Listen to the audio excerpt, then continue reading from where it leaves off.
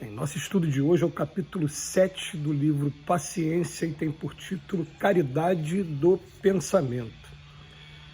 Sabemos todos que o pensamento é onda de vida criadora, emitindo forças e atraindo-as segundo a natureza que lhe é própria.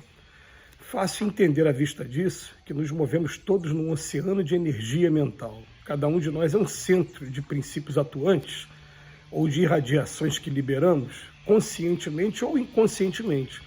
Sem dúvida, a palavra é o veículo natural que nos exprime as ideias e as intenções que nos caracterizem, mas o pensamento em si, conquanto a força mental seja neutra, qual ocorre a eletricidade, é o instrumento genuíno das vibrações benéficas ou negativas que lançamos de nós, sem a apreciação imediata dos outros.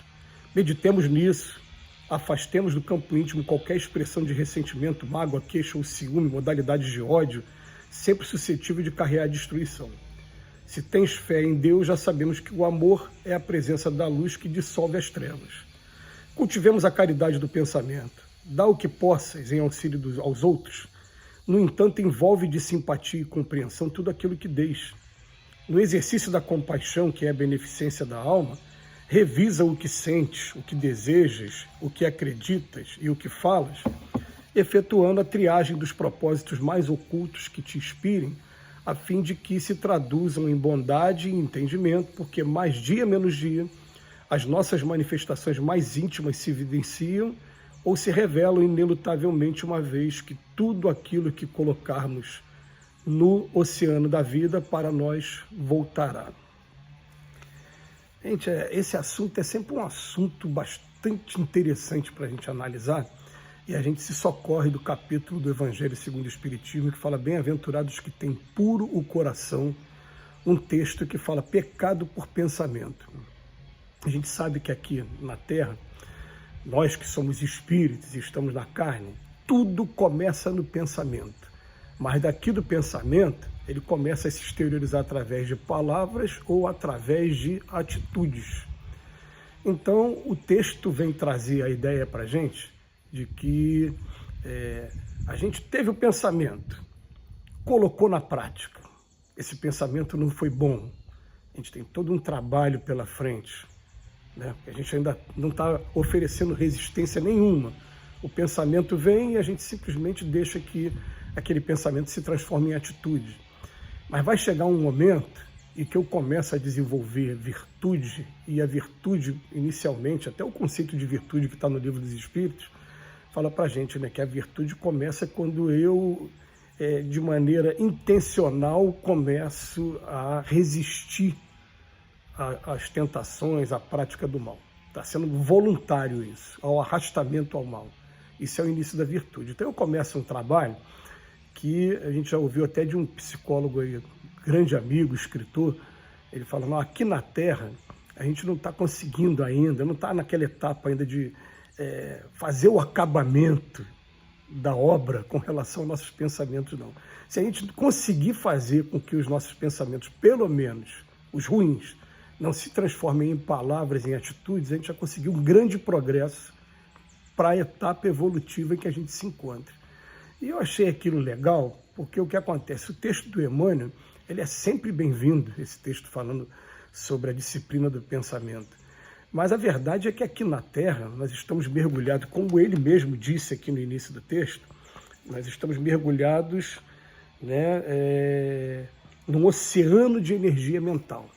E a gente está recebendo pensamentos o tempo todo, captando o pensamento um dos outros, porque se a gente pudesse ver com esses olhos aqui as ondas que são transmitidas pelo pensamento, o alcance do pensamento, que segundo os Espíritos é o infinito, né? O universo todo está mergulhado no fluido cósmico universal, e esse fluido cósmico universal é o que transmite o pensamento. Então, se aqui na Terra a gente tem a velocidade do som, que é tão limitada, 300 metros por segundo, se a gente tem a velocidade da luz, que já tem um alcance muito maior, às vezes a gente vai falar da astronomia, fala em anos-luz, o pensamento não tem esse limite, ele vai a qualquer lugar. Então, se a gente pudesse ver, a gente estaria vendo aqui ondas passando por todos os lugares de pensamentos. E, é claro, a gente vai captar dezenas, centenas de pensamentos por dia, sem saber de onde está vindo, para onde está indo. E gente vai ser influenciado ainda por conta da nossa imperfeição. Então a gente começa a receber esses pensamentos e fala, peraí, não, isso aí não vai encontrar eco nenhum em mim. Beleza, já tem um trabalho pronto. Não pense que foi de uma hora para outra, não. Foi conquista que a gente já teve de encarnações passadas. Agora, se a gente vê aquele pensamento, eu vou lá e pratico, eu estou falando o tempo todo de pensamentos de coisas ruins, tá, gente? Então, o que acontece? Eu ainda tenho todo um trabalho por fazer. Agora, eu já resisti. Não saiu das minhas mãos, mas saiu da minha boca. Ainda tem um trabalho para fazer, mas é um trabalho que está no meio do caminho, ótimo. Por isso que nesse trabalho de reforma íntima é bastante interessante a gente meditar nisso. Porque às vezes a gente chega do lado de fora, encontra uma pessoa falando um palavrão, vai falar que absurdo, ele está falando um palavrão. A gente não discorda que o palavrão é uma agressão. Mas pode ser que ele esteja sendo mais espírita do que a gente, se ele já tem essa informação de que reconhece o verdadeiro espírita pelo esforço que ele faz em domar as suas más inclinações. E se antes ele agredia fisicamente e agora conseguiu se segurar e só agrediu verbalmente, teve progresso. E o progresso vai assim, ó. Depois dele conseguir fazer com que a agressão física nunca mais saia, ele vai começar a trabalhar a agressão verbal.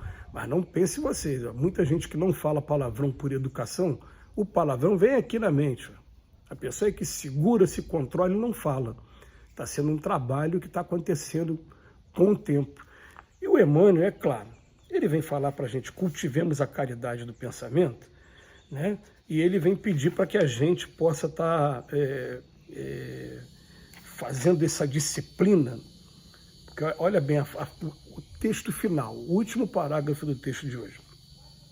No exercício da compaixão, que é a beneficência da alma, revisa o que sentes, o que desejas, o que acreditas e o que falas, efetuando triagem, olha só, né, disciplina mesmo, dos propósitos mais ocultos que te inspirem, a fim de que se traduzam em bondade, tudo que saia de mim saia como bondade e entendimento. Porque mais dia, menos dia, olha a consequência agora se não fizer isso. As nossas manifestações mais íntimas vão se evidenciar ou se revelar, e aquilo que a gente coloca em prática no oceano da vida vai voltar para nós. Com a medida que você julga, você será julgado. Então é um estudo muito profundo, mas para a gente analisar mesmo. Assim, ó, uma vez a gente recebeu uma orientação no nosso trabalho que foi marcante, nosso trabalho espiritual. Por exemplo, as casas espíritas, a grande maioria, quando termina a palestra, a reunião pública, ela tem a aplicação do passe. Aí eu sou um médium passista. Eu vou ali para frente da pessoa que está vindo visitar a nossa casa e estendo as mãos, faço aquela imposição de mãos, né? Que é o passe. Aí na hora que eu estou começando o passe, me vem pensamentos agressivos contra aquela pessoa. Algumas vezes pensamentos sensuais, é muito comum acontecer também, né? Dependendo da pessoa. E aí você fica assim, poxa, eu ficava me martirizando, falei, gente, eu sou tão imperfeito assim mesmo, como é que pode, num momento como esse, pensar uma coisa dessa? Até um espírito virar para ele, não é você que está pensando, está vindo dos desencarnados ou de algum encarnado ali perto.